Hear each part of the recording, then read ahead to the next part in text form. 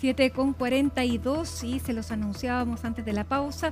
Vamos a hablar de los temas internacionales a esta hora en Conexión Global junto a Alicia Contreras y vamos a comenzar con el retorno de libaneses a su tierra luego de que se comenzara esta tregua de 60 días. Bienvenida, Alicia. Muchas gracias, Mati. Te quiero mostrar de inmediato las imágenes entonces que recorrieron el mundo. Es la imagen de esta jornada a nivel internacional. Los libaneses celebrando, algunos con banderas de Hezbollah, esta tregua, este cese al fuego de 60 días que les va a permitir volver a sus hogares en el sur del Líbano. Esta tregua, este acuerdo, pone fin a 14 meses de conflicto entre Hezbollah e Israel y que dejó 1,3 millones de libaneses desplazados, es decir, tuvieron que dejar sus hogares al sur del Líbano, y otros 40.000 israelíes que también tuvieron que dejar sus casas al norte de Israel. Estos ataques, que ya llevan más de 14 meses, dejaron 3.800 muertos de civiles libaneses y otros 45 civiles israelíes muertos. Uno de los países que impulsó este acuerdo fue Estados Unidos junto a Francia, y hoy habló el enviado estadounidense que explicó más detalles de esta tregua. Veamos. El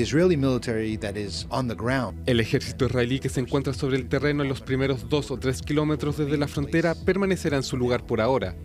A medida que el ejército libanés se vaya desplegando hacia el sur, las fuerzas israelíes se irán. Por lo tanto, no es que las fuerzas israelíes tarden 60 días en abandonar el país, en abandonar el territorio, sino que las primeras fuerzas se irán en los próximos días o las primeras 2 semanas, y gradualmente, a lo largo de 60 días, todas se irán marchando.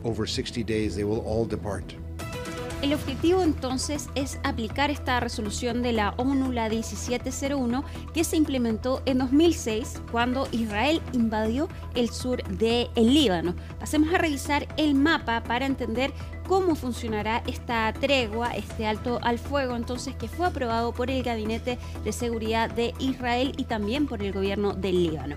Ahí vemos entonces el Líbano, que se ubica al norte de Israel. Esa línea azul que ustedes ven es el río Litani. Bajo este río es la llamada línea azul, que lo que implica esta resolución de la ONU es que los únicos grupos armados que pueden permanecer bajo esta línea es el ejército libanés y las fuerzas de la ONU, es decir, los cascos azules. Es por eso que durante los próximos 60 días las tropas israelíes tienen que retirarse hacia Israel, mientras que Hezbollah ya inmediatamente tiene que ubicarse al norte del río Litani, es decir, a 40 kilómetros de las fronteras, y solo quedar entonces el ejército del Líbano y las fuerzas de la ONU. Es por eso que se le preguntó a la Organización de Naciones Unidas qué opinaban de esta tregua, y esto fue lo que dijo el vocero Antonio Guterres. Eu tive ontem sinal auspicioso, diría. Ayer recibí una señal auspiciosa, diría que el primer rayo de esperanza en cuanto a la paz que recibí en medio de la oscuridad de los últimos meses.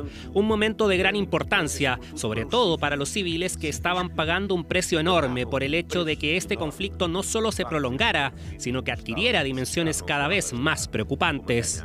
Es esencial que quienes firmaron un acuerdo de alto al fuego lo respeten plenamente, y es esencial que este compromiso abra el camino a una solución política a la crisis libanesa.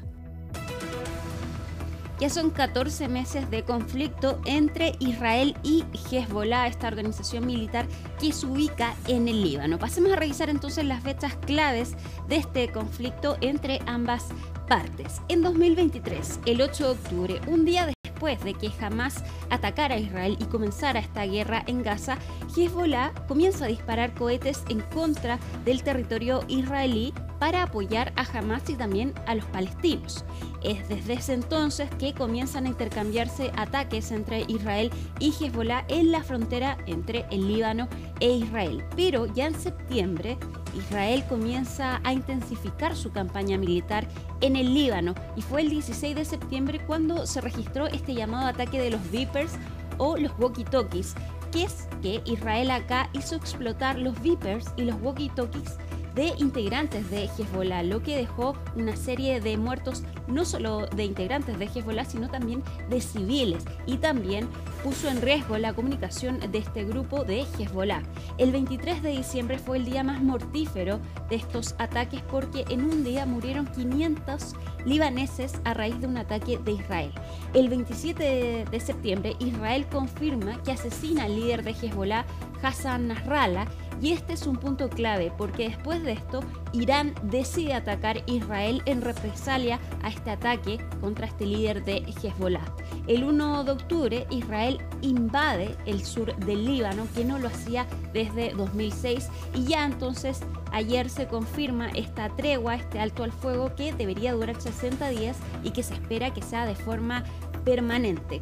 Acá hay un total de 13.000 ataques israelíes a Hezbollah en el Líbano y otros 4.000 ataques que realizó Hezbollah a Israel. Y ahí lo vemos en imágenes, los civiles se están desplazando a sus hogares, pero están encontrando sus ciudades completamente destruidas y también sus casas.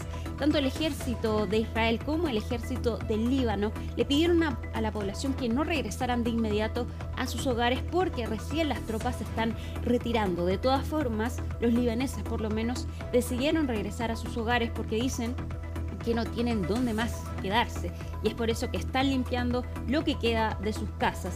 Lo mismo está ocurriendo en el norte de Israel, donde los desplazados israelíes están volviendo a sus hogares, pero aseguran que tienen más escepticismo, dicen que tienen temor de que este alto al fuego pueda ser permanente porque aseguran que Hezbollah se va a rearmar fácilmente y esto va a continuar como siempre.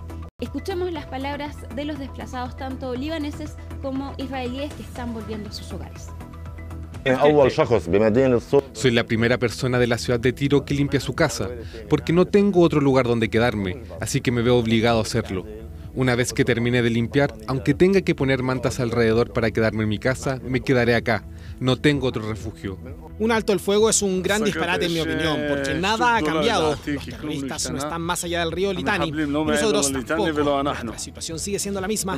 Mañana Hezbollah atravesará los túneles que aún no han sido encontrados. Nos alcanzarán y nos entregarán enteros. Los terroristas no están más allá del río Litani y nosotros tampoco.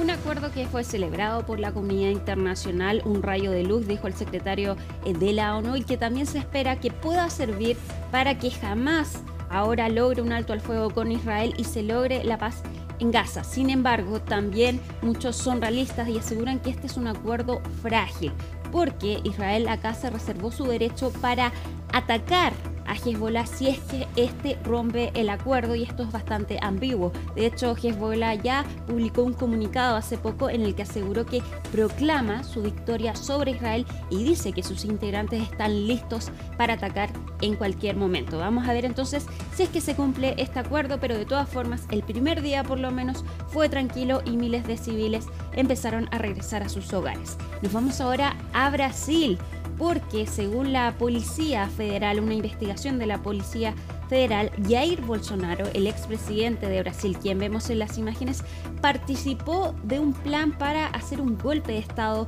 en Brasil, un fallido golpe de Estado, frustrado más bien, en 2022 cuando Luis Ignacio Lula da Silva ganó las elecciones presidenciales. Acá esta investigación de la Policía Federal dice que Bolsonaro planeó, actuó y tuvo dominio de forma directa y efectiva en este plan que finalmente no se consumó por circunstancias ajenas a su voluntad.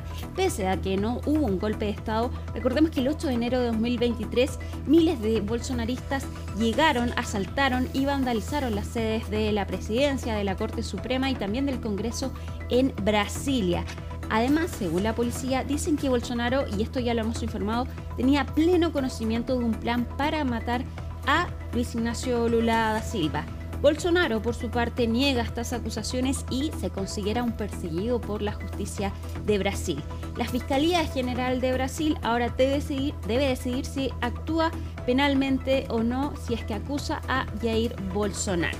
Nos vamos ahora a Francia porque lo hemos informado, este juicio en contra de este hombre, Dominique Pelicot, a quien se le acusa de haber violado durante 10 años, a quien vemos en las imágenes, a su esposa Giselle Pelicot, quien asegura que fue drogada y violada durante años tanto por su esposo Dominique Pelicot y una serie de hombres que él mismo invitó para que violaran a su esposa. La Fiscalía ya concluyó la petición de penas para los 51 acusados de agresión y violación en contra de Giselle Pelicot. Pidió 20 años para Dominique Pelicot, el marido de Giselle y quien organizó entonces estas violaciones, y de 4 a 18 años al resto de los hombres. En total son 50 hombres que acá Francia los llama como los señores cualquiera, porque aseguran que son hombres que vemos todos los días en nuestra vida cotidiana, que tienen distintas profesiones, distintas edades, de 27 a 74 años de edad. Muchos tienen distintos oficios, son camioneros, hay un enfermero, hay un periodista también, un informático que trabaja en un banco. Pero acá llama la atención algunas de las defensas que señalaron estos hombres. Algunos se declararon inocentes y aseguraron, por ejemplo, que como el marido les dijo que Giselle Pelicot había consentido esta relación, entonces ellos no la habían violado, pero no hay ninguna forma de que ella pudiera consentir dado que estaba drogada durante esas noches en que fueron esos hombres a su casa a violarla y agredirla sexualmente. Entre 4 entonces a 18 años de cárcel para los 50 hombres y 20 años de cárcel para Dominique Pelicot, la pena más alta entonces pide la Fiscalía. El 20 de diciembre se va a leer la sentencia. Revisemos lo que dijo hoy día el abogado de Giselle Pelicot. Los fiscales completaron sus alegatos esta mañana y solicitaron varias penas de prisión contra los acusados. Creo que es importante recordar que estas recomendaciones de penas no se hacen en nombre de las víctimas, no se hacen para las víctimas, se hacen en nombre de la sociedad en su conjunto.